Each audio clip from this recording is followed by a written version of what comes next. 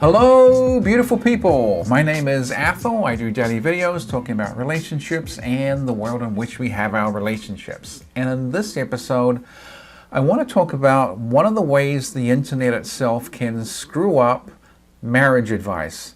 Because if you haven't noticed, there's an awful lot of marriage advice on the internet. There's books and forums and Reddits and all kinds of things. But they tend to be they tend to kind of be at war with each other, it seems. There's a lot of demonizing of everybody else's advice. And there's really sort of discrete cohorts of advice that exist out there. So I'm going to talk about that in this episode. And of course, I'm going to use my nice card, mean card little people because they just explain everything so well.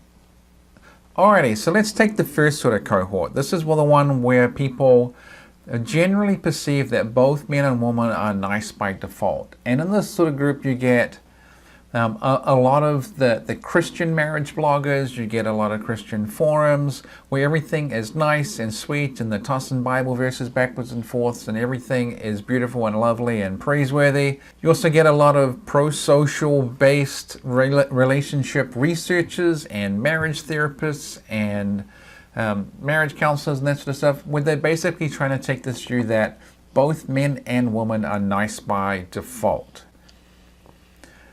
The second group is where you have the group that looks at women as being basically nice, but men as basically somewhat questionable, mean to evil.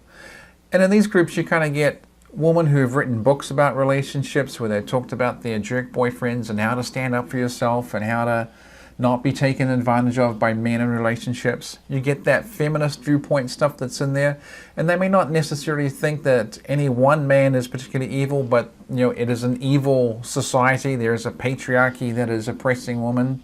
And you get the blogs and advice sites from people like divorce lawyers who are trying to bring into an end some really toxic, hostile relationships where obviously the guy is just evil and the woman is being taken advantage of and being generally abused, whether that is emotional, physical, sexual, whatever, definitely being screwed over. And you get places where people are going who've been sexual assault victims and they have support groups for them. The third group is where women are basically seen as the mean ones and men as the good ones. So you have nice guy recovery books where it's obviously the guy has to stand up for himself more, but somehow magically the woman in the picture, whether it's a wife, girlfriend, or his mother, is the true source of the problem. You get books about married game for guys, where they need to be more alpha and take a leadership role and stand up for themselves and push back on the evil woman testing them. It's the sort of the cheating wife, revenge porn story trade around forums that you get too, where the evil woman is caught and then all the guys in the group get to laugh and say, ha ha ha, she got caught.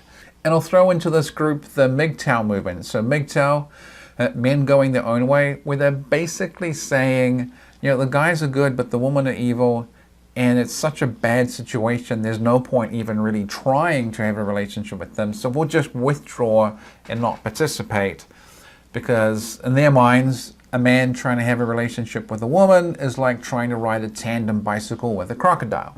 And the fourth group is where they see both men and women as being negatively motivated, basically mean, and it's a kind of a free-for-all, everybody out for themselves type approach. And often they can be quite depressive about, Western civilization. All of Western civilization is fading away, so you might as well just enjoy the decline. And the advice is pretty much, everything sucks, everything is evil, so you might as well go dark side yourself and just get the most you can, have the most fun, drink the most drinks, party hard, and it's all over eventually anyway. There's nothing we can do about it. And pretty much they approach relationships the same way like a corporate raider approaches a distressed business. It's like we're just going in to get what we can, we'll take everything we can from it, and then we'll get out and leave it collapsing behind us. Alrighty, so let's invent a guy with a problem who's now going to the internet where these four groups exist. So let's say his name is Paul and his wife has cheated on him. He goes to Google, types in, my wife is cheating on me, what do I do? And then Paul gets millions of results about cheating wives and how horrible women are and all this sort of stuff. And then he sifts through a couple of dozen websites and just keeps finding again and again this community of men who's also had their wives cheat on them, because they've searched on the internet as well, and everybody is starting to find each other. And what slowly happens over time is that community of blogs and forums and Reddit and whatever starts becoming an echo chamber for the original problem. And because of SEO and people searching for this problem, more and more people keep coming into these groups and reinforcing the group's idea of what the problem is. And slowly after time, it just becomes a total echo chamber where everybody they know has the same problem. Everybody they know has a cheating wife. Everybody they know had been married to some awful woman. Therefore, all women are cheats, all women are horrible, and everything sucks, and the men are the good guys and women are the bad guys. And it just reinforces that group. So let's take Paul's example just one step further. He had the cheating wife, he searched for her on the internet, he found a group of like-minded guys, he's part of the group, he feels part of the community, and he wants to contribute. And he decides to contribute by generating content. Because everything on the internet needs content to survive. So what does he do? Well, he ends up creating a bunch of Google alerts searching for cheating wives, woman doing mean things somewhere in the world, horrible woman, bad things that women do. And every day his email box is filled with dozens of examples of women somewhere in the world doing something that is crappy. And then he takes a handful of those, publishes it to his blog, he does a YouTube video about it, and he starts pumping out this content, thus reinforcing the echo chamber. But again, he's only looking for the things that are bad and that are basically reinforcing the belief of man good, woman bad. And this is happening everywhere. This is the same thing that happens like if you're a feminist researcher. You have your Google alerts to find things of what men do wrong somewhere in the world.